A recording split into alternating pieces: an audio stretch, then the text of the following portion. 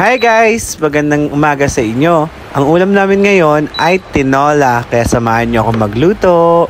Una, lalagay ko na ang manok sa pan para iksangkot siya. Pakukuluan ko muna ito. Ayan, kumukulo na ang manok. Hayaan lang natin maubos ang tubig para makasangkot siya natin yung manok. So una, paghiwalay-hiwalayin ko muna yung manok sa pagkakadikit niya kasi nga magkakadikit siya. So after nyan, pababayaan lang muna natin siya until maubos yung tubig. Kapag naubos ang tubig, ilagay na ang asin para may lasa ang manok mamaya kapag pinakuluan na natin sa tubig. Ayan, isang kutsa natin siya.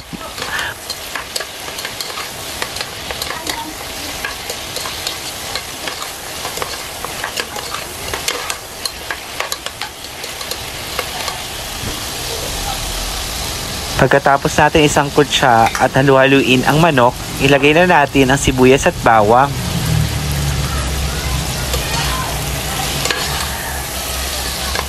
Halu-haluin natin para magsama-sama yung lasa kasama ng manok at saka ng sibuyas at saka bawang.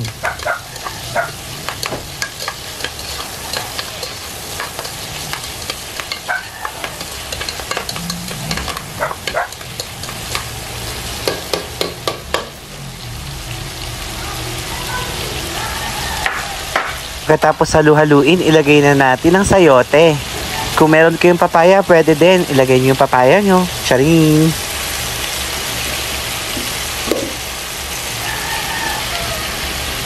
Pagkatapos ilagay ang sayote, takpan.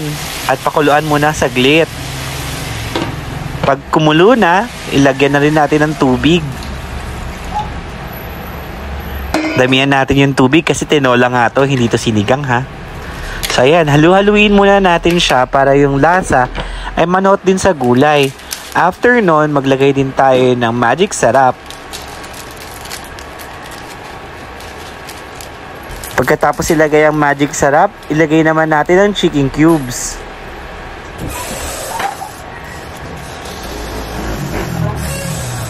Pagkatapos natin ilagay yung magic sarap at yung chicken cubes, pakuluan muna natin. So binuksan ko ulit, tinignan ko muna kung medyo okay na yung gulay natin. Pero since hindi pa okay, pakukuluan pa natin ng konti. So ilang minuto pa ulit. After na ilang minuto, binuksan ko ulit, tinignan ko kung okay na yung sayote, kung malambot na siya. If malambot na siya guys at okay na yung sa panlasa ninyo yung tinola, pwede na. Ilagay natin yung repolyo after nyan.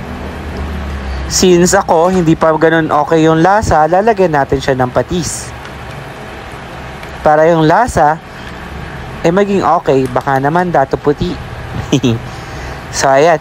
After nun, pag okay na, ilalagay ko na, ito po ay optional lang po. Nilagyan ko lang po yung tinola ko ng cabbage. Kasi itong cabbage na to is natira puso sa rep namin.